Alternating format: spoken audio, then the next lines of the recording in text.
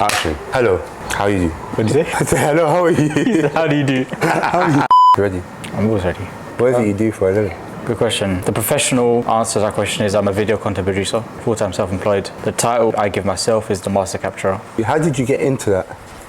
I won the lottery in 2020. I won the lottery and I just got a bunch of time. And I chose to use it by exploring new things that I wanted to try out. A lot of us actually have a lot of time to spend on exploration, but instead of using that time to try some new stuff, we just do what we're familiar with. Of course, they're not a bad thing, of course, but if you're not happy where you are right now, some change is necessary. Cool. And on this journey, would you say you've grown, matured, or changed? Matured? Absolutely not. No. I feel like I'm more childish, man. But growing, yeah, man. I think in all things we grow. No matter what I do, whether it be great or terrible, I'm going to become different. And if we call that difference growth, then so be it. But there has been an improvement from my perspective on where I was versus where I am. Where would you say that plane began, like in terms of mindset, body, or spirit? If you want to go a bit more specific, it starts with internal dialogue, internal language, how you speak to yourself and what kind of words you use. And when you change the internal language, we change the external language. When we change the external language, our whole entire lives change. Would you say that correlates to how you chose your career?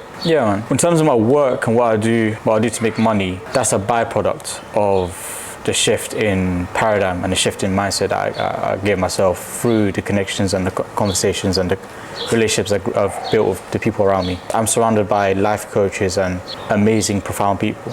So through that, I ended up kind of shifting and kind of using my lottery winnings, aka my time, to create a business. The actual business itself and the work I do, that's just like a thing that's necessary for me to kind of operate in this world. That is really, truly, that could be anything. Doesn't matter, that's just the thing I chose to do. But without the mindset and the paradigm shift, this, from what I can tell, would be nothing. If you're impacting a generation, what is the means you'd want to do it through, and what is your medium? Is it what you're doing now, or would it change?